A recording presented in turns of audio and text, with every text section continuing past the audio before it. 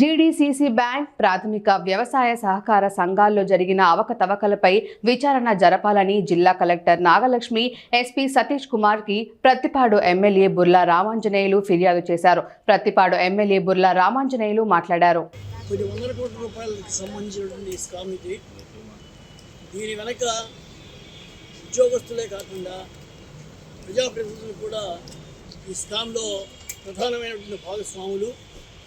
వాడి వల్లనే ఈ స్కామ్ జరిగింది, ఈ కుట్ర జరిగింది. అందువల్ల కేవలం ఉద్యోగుల్ని పనిష్ చేస్తే వ్యవహారం బయటికి రాదు. ఉద్యోగులతో పాటు దీని వెనక ఉన్నటువంటి గూడు పుఠాని ఏమిటో, దీని వెనక ఉన్నటువంటి కుట్ర ఏమిటో బహిర్గతం కావాలి. ఇవాళ కూడా మరి అందువల్ల నష్టపోయినటువంటి రైతులకి రుణాలు లేక మరి బ్యాంకులను అప్రోచ్ కాలేకపోయేటువంటి పరిస్థితి కాకుండా తిరిగి వాళ్ళని రుణాలు పే చేయాల్సిందిగా కూడా డిమాండ్ జరుగుతూ ఉన్నాయి. ఇలాంటి పరిస్థితుల్లో అసలైనటువంటి దోషుల్ని గత ప్రభుత్వంలో సొసైటీల్లో చేసినటువంటి పెద్ద స్కాము చాలా తీవ్రమైనటువంటిది. మరి ఆ స్కాముల్లో ఉద్యోగస్తులు కాకుండా చైర్పర్సన్లు మరియు పాలక వర్గాలు పాత్ర అధికంగా ఉన్నట్లుగా మా దృష్టికి వచ్చింది. మరి దయచేసి దీన్ని ఎంక్వైరీ చేసి వారిని బాధ్యులను చేసి శిక్షించవలసిందిగా కోరుతాను. బుర్లా రామాంజనేయులు గారు ఆధ్వర్యంలో ఆ స్కాముల్ని, ఆ యొక్క మోసపూరితమైనటువంటి పనులని బయటకు వెలికి తీసి కలెక్టర్ గారికి మెమరాండం ద్వారా సమర్పించడం జరిగినది.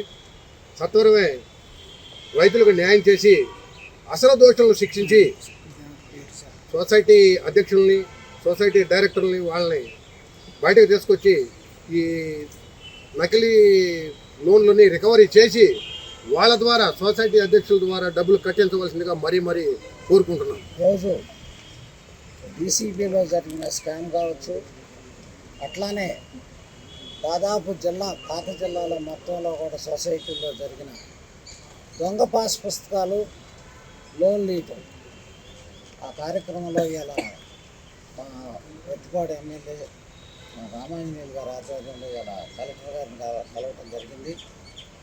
ఇది ప్రతి ఒక్కరు కూడా ఆలోచించాలి. ఎందుకంటే దాదాపుగా 2013 నుంచి 19 దాకా తెలుగుదేశం ప్రభుత్వంలో తెలుగుదేశం పాలకవర్గం ఉంది.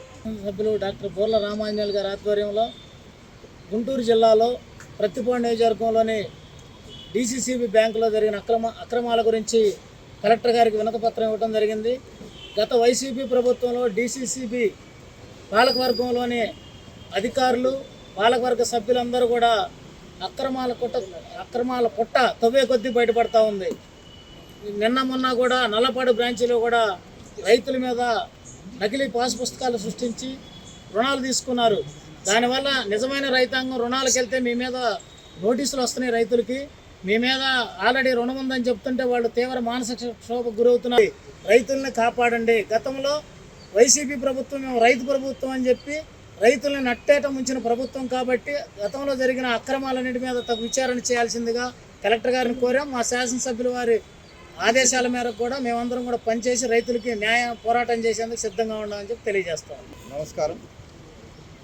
మన గుంటూరు జిల్లాలో పూర్తిగా కూడా వ్యవసాయ ఆధారితమైనటువంటి జిల్లా. వ్యవసాయ రంగానికి సహకార రంగం అనేది ఒక వెన్నెముక లాంటిది. సహకార వ్యవస్థలో పనిచేస్తున్నటువంటి కేంద్ర బిందువుగా జిల్లా సెంట్రల్ కోఆపరేటివ్ బ్యాంక్ ఏదైతే ఉందో దానికి అనుబంధంగా ఉన్నటువంటి సొసైటీల్లో గత 5 సంవత్సరాలు వైసీపీ పాలనలో